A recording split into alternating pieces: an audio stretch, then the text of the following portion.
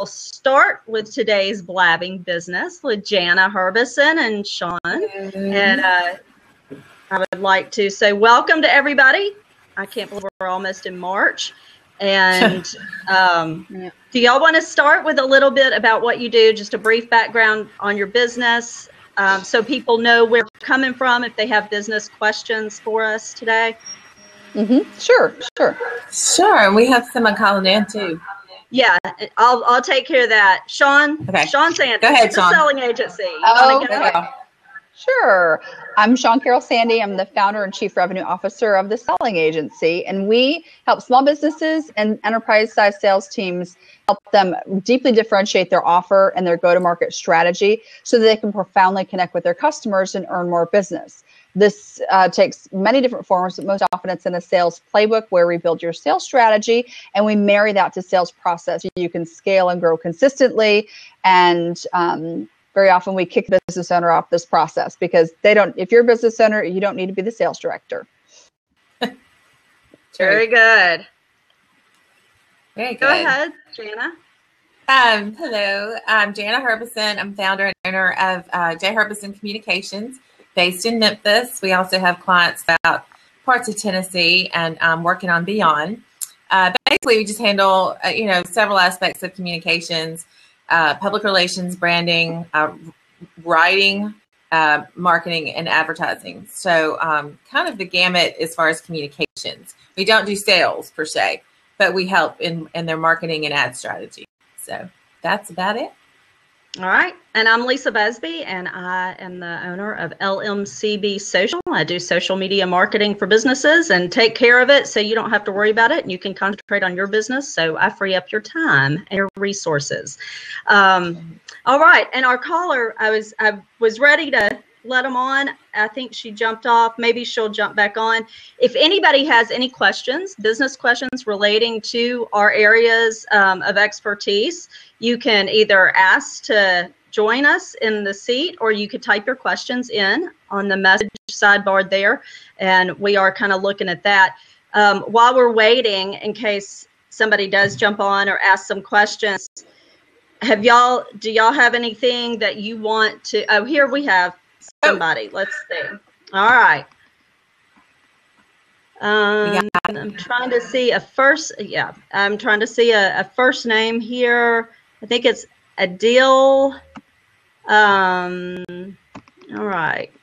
Here we go. And Adil, do you have any questions? First of all, as we're waiting to see if you're going to be able to pipe through here. Sometimes if you're working with a weak connection, there can be some problems. And it may be best, it doesn't look like you're coming through there. It may be best if you just type your question in the sidebar there, because it won't come through. So feel free to type questions in there. Okay. Meanwhile, whoops, now we lost Sean. Maybe she'll be right back. People are just popping in and out. I know.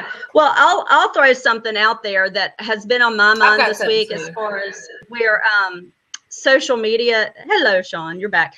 Where social media is concerned, and choosing. I had one of my clients who was talking to some people he knows who are in other regions, and I just worked locally here in Memphis, and they were kind of asking him how he found me, what to look for when looking for a social media manager or somebody to hire outside.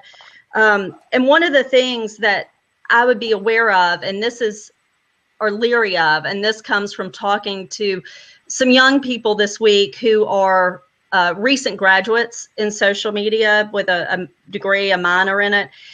I'd say be very leery and beware of a strategy that really only involves giveaways, and really that affects your bottom line, where you're only paying for posts and you're only giving product away to bump up those numbers.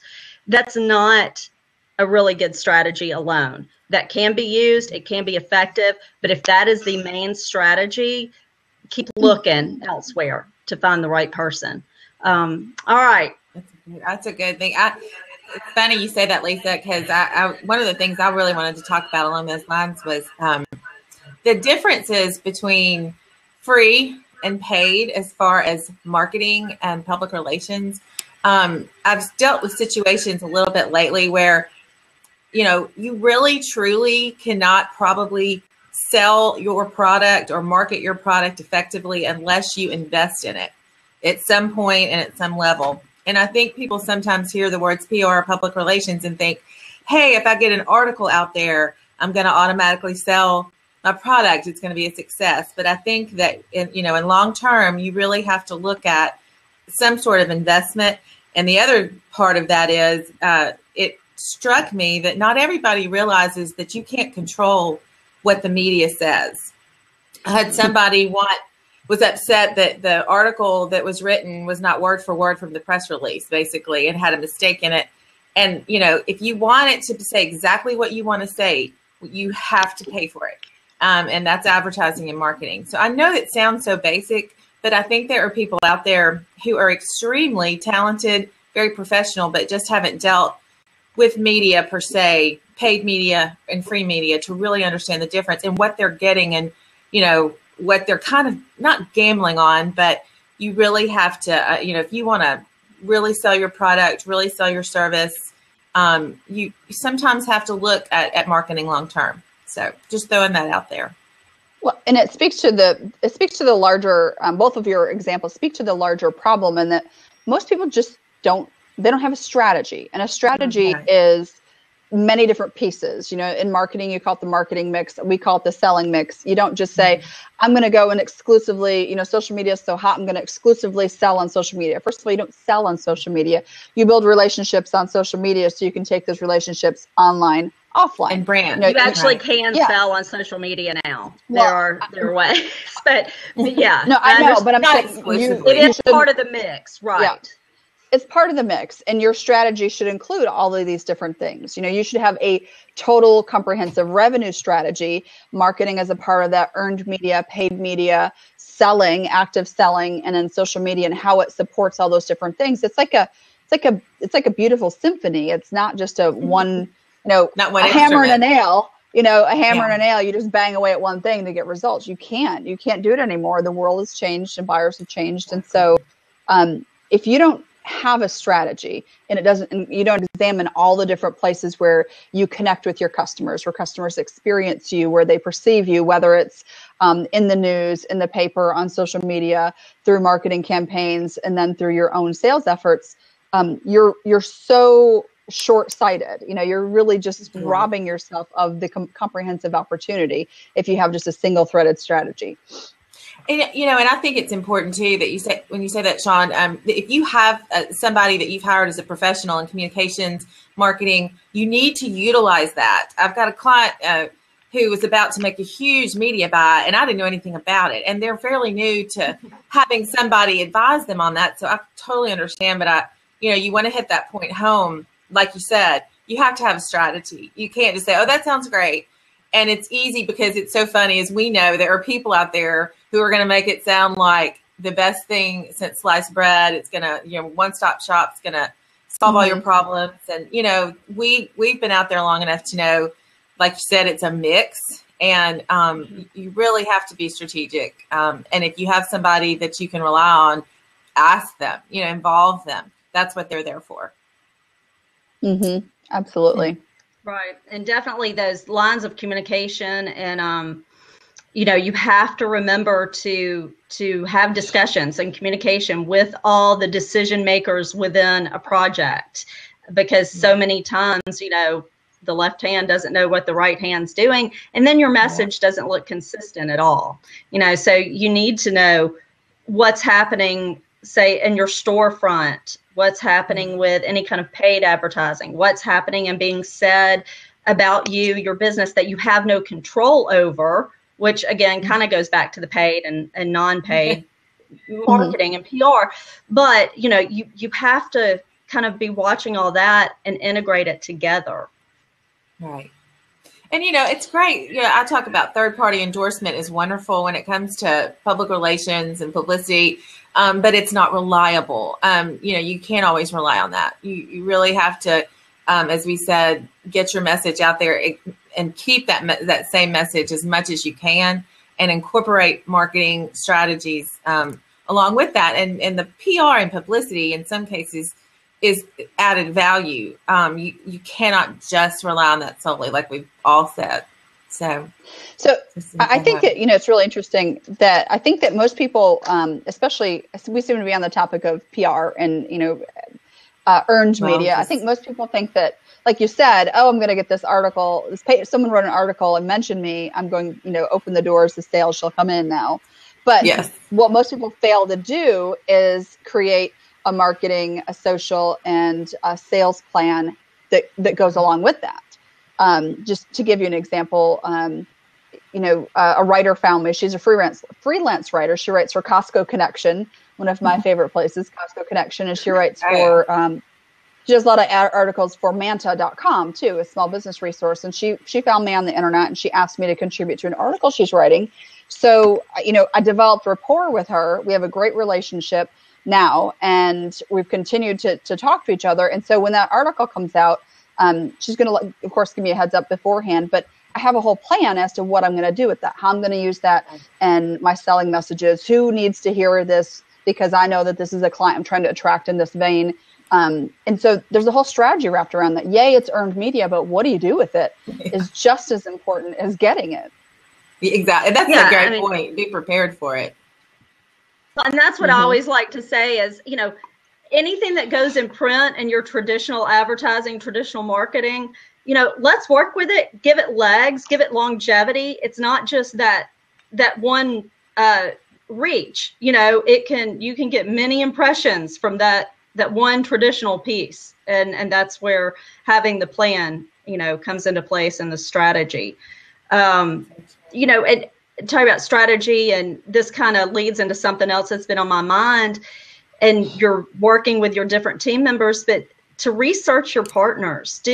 I've come in on the back end of some businesses that I'll talk with, and they just kind of went with the first person that they met that was in social media, or that they met at, one networking event, and that name was tossed around, but they didn't really do their research into that person. If you're hiring somebody in my field for social media, look at that person's social media.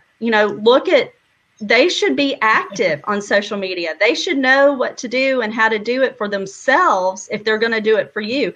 And if you start looking at, their followers on Instagram or Twitter, and they're paid or they're bots or they're not real, that is not a good sign. You do not want that. Or there's no engagement. Yeah, right. They're not sharing. I know there's no listening. 5 people.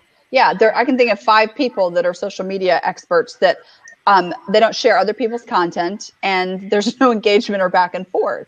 I don't have 1 million Twitter followers, but I'm engaged and I'm sharing, and it works for me. You don't have to have 1 million Twitter followers or LinkedIn follower, connections or whatever. You just have to work with the people that you want to work with and build upon that. Yeah, right. Yeah, because it's so funny. I see these people, even celebrities, who have 1 million followers and they follow 900,000 people, and you're like, how can you be engaged with any of that? It's just it's a good list. I started to say lists are the key for Twitter anyway. Yeah. Well, you mentioned. Yeah. You mentioned something that has been on my mind, and so here comes a rant. Are you ready? Let me take off my glasses for the rant. Okay. So I work with a couple coaches and trainers, and bring on very, very carefully vet people who I bring on my team or to bring into one of my clients. And so I was having a conversation with one of them. She was sharing with me some proposals that she did not win from prospective clients, and she shared with me the people that they had chosen, and I just want to fall down and like bang my head in the concrete, because why would you choose to hire a firm, an agency, a professional that everyone else hires? If you're trying to sharpen your axe, if you're trying to gain competitive advantage, why in the crap would you hire the same person that everyone else hires? And the people who've done the same thing for years, their website, and this is the case for so many. Their website is so bland, so vanilla, so basic, so generic. What do you think? axes don't get sharpened by dull stones, right? Or something like that. It just blows my flipping mind that people will continue to go back to the well to hire, they're well known in the industry. They've been doing the same crap for years. They're not innovating anything because they set the status quo. You are buying the status quo from the people that set the status quo. Why would you do that? Why? Yeah. Well, and you get what you paid for, what you pay for too. That's, that's something else. And it kind of goes with, I don't know, that decision-making process and not really doing your homework and where are your priorities. And, maybe that's not somebody you were ever meant to work with, Sean. That's all, or yeah, they're either going to come back. All of us. Or they'll come, or they'll come back back too, around. Boomerang. Oh, that's happened, several times. Well, and the thing is you pay or you get what you pay for and go for the quality the first time, because you're going to end up paying more in the long run when you don't get the right person from the get-go. And if you can't afford the person that you want, that you need, that's the best quality for your fit, then wait, make a plan, make that a rock of yours, and figure out how you're going to get there, figure out how you're going to get that quality team member. But wait, it's much better than to make a hasty mistake. Well, in several of these instances, that I can think of, and then I'll shut up. It's funny because I've been called out, and my colleagues, the same thing. They've been called because of what they had to offer, because what people found in researching them. They found something different. They said, we're having a problem with X, and I think you can solve that. And then, fear gets in the way, and they revert back to the same old standard, the people who invented the status quo.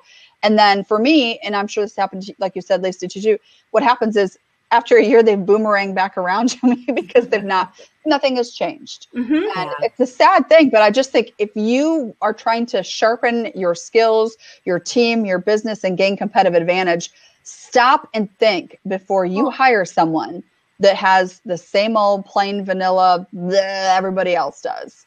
Well, exactly. You got to decide whether you want to get on the little Ferris wheel that goes round and round, or if you want to, have some fun on a roller coaster. In other words, say, ride the roller coaster, ride that thing. That's me. But I mean, seriously, there are so many. You're right, Sean. There's firms and people out there who've been doing it a while, but we've talked about you have to reinvent yourself every single day. Are you okay? All right. She's so went down the wrong way. That rant got a hold of her. I know it. Well, I'm with you. But anyway, I don't know if she can hear me or not, but I agree totally. And I think no, we're going to have to I got all choked up. Rescue Sean. Yeah. Well, I'm with you. But no, I mean, it's choked up my teeth. And it's so easy. It's so easy to check up on those people that you're looking at bringing on as a team member, whether you're hiring them as an employee or as a consultant or a third-party team member. Use LinkedIn. Look at what they're doing currently. Look at their background. Look at the big picture of how long have they been doing this? Where are they coming from doing this? For social media, for me, it's not just about the social media and pushing somebody's information out on one or two sites or platforms. It really, there's no cookie cutter fit or plan that I use with my clients. It's all tailored and about them and evolving, because there is no right cookie cutter way to do it as far as I'm concerned. That's my opinion. And I mean, do your background and use the tools that are out there. And if you don't know how to use those tools, then, confide with a family member or a friend that can help you look at these things online. Well, and the thing is, it's so funny when you talk about cookie cutter. Unfortunately, I've seen some people who've been out there doing this for a long time, and they've gotten really big, and that's great. But that's how they treat their clients. Sometimes they're some of them, I think, maybe take on too much. I don't know, but I've had clients from other areas complain. I don't seem to be getting that individualized attention and individualized strategy. It's like across the board, the merry-go-round. So you have to be careful. You can go with somebody big and huge, but you may be I hate to say it, a small fish to them that, I don't know, but just be careful, because you can go with somebody that's really big, but you have to make sure they're paying just as much attention to you, as you need, and not just doing it like it's always been done, because that's how they do it. And that's how they do it with everybody. So that's my big thing too, is people are like, I'll come to, meetings, and they say, why don't you have a plan spelled out for us? I'm like, because I'd like to involve you in it, because it's your business. And I'm not, I don't go to people with this huge 20-page proposal before we ever sit down and get down to the nitty gritty, because I need to know what they know. So it's just, that individualized attention. Yeah, anyway, processes that's are my good. Rant. Okay. Yeah, processes are good, but people are individual. Processes, you have to move back to the person. You can't fit people into this tight little neat thing. Just like it's what's happened with sales and selling in particular is that we want to automate all these processes. We have a sales process, and we want to shove the buyers into the places in the process where they think that they ought to be making these decisions. And I'm not. It's like trying to put suntan lotion on a 2-year-old. It just not work. You cannot force them into your process. Buyers will do what they want when they want. So you have to be able to say, okay, what do I do as someone who's executing those processes to make that happen? But how is this customer unique, different? How do I treat them so that they feel unique and different? And what's their audience? Everybody has different goals and priorities too, which is such a big part of it. And I think that goes across any industry. It depends on what your priorities and your goals are when you're choosing somebody. And who you want to reach, and how you want to reach them, because there's so many audiences out there, and there's different ways to reach every one of them. You have to put it all together, but you have to involve people and really know and understand their business before you can market their business. So All right. It doesn't look like we have any more questions. Do y'all have anything you want to add today? Anything else? Well, we said our rants. No, okay. Sean, did you have some? You look like you had something else there. I was choking on my tea. That got me so fired. That's what that one has been on my mind. Is this friend and I were putting together. I brought her to Memphis, and we did some training for one of my clients, and they absolutely flippin' loved it. And so we're like, we really need to package this, because it's a holistic approach to aligning sales and marketing teams in organizations, as well as empowering teams to communicate. And anyway, so she does something different than what I do. And so we decided we need to package this. And so in our discussions the other day, she was talking about one of her medical clients. It's a really big medical company.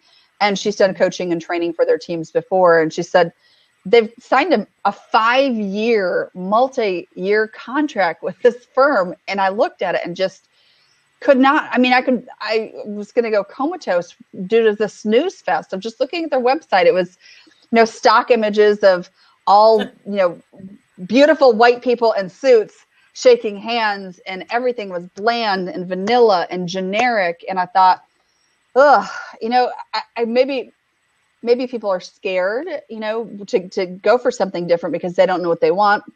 We always have to sell to overcome that risk. But, I just would challenge anyone, if you're talking to anyone who says they want something different, really help them understand what different means and what going with the same old, what the industry leader gets. You're buying the status quo, and you will not get the results you're looking for. Mm-hmm. Right. And I think there's a big education component that goes with that too. And a lot of times, I've said this so many times before, I know, but sometimes potential clients think they know what they want, and you kind of have to do some reading in between the lines and lots of discussions to really figure out what it is they're asking for, because many times it's not exactly what they're verbalizing. Right. Yeah, there's a fine balance between listening to them and learning their business and applying your expertise to that as well. Agree. You got to do both. Well, and I've made the mistake of hearing clients say, I want these results. And when we showed up to deliver the results, they didn't want to do the work. They didn't want to change their culture. And then I realized, okay, well, you're the problem. Crap, you're also the one paying the bill. So, well, exactly. So that's a problem. So ultimately, I fired that client. I fired clients because they want the results, but they're not willing to change to get there. And so I have much stricter, much more robust processes now to pre-qualify people. And the first thing we do is go and assess the existing culture and leadership, because no matter what you're doing, if you're going to institute social media policies, if you're going to do a marketing campaign, if you're going to shift your brand or whatever, it involves a leadership component. And so everything we do, we have to assess the environment now which we're going into, or else, we could end up with egg on our face, trying our very best, spinning our wheels, but nothing really happens. I can give you technical solutions, but you're not going to get the best results if you don't shift your culture. Yeah. Very true. Amen. Very true. Amen. All right. Very good. Well, I think maybe on that amen, we will call the congregation to order, and we will end today's blabbing business. But I will say we'll be back on March 31st, because we have 5 Thursdays next month. Nice. So we'll be at the tail end of March, and hopefully some really nice, sunny, warm weather. Yay. So wherever our watchers are. And I'm gonna mark Lisa's words down on the calendar. She said sunny, warm weather on March 31st. Okay, so yes. Lisa, your pressure. Yes, because I control it all. Put your order in now. No, I know. I'm hoping for that. I'm really, really hoping. Yeah. All right. Thank you, Jana, and thank you, Sean. And thank you, Lisa. I will see you all again soon. All right. Bye. Talk to you later. Bye. See ya. Give you some. Oh.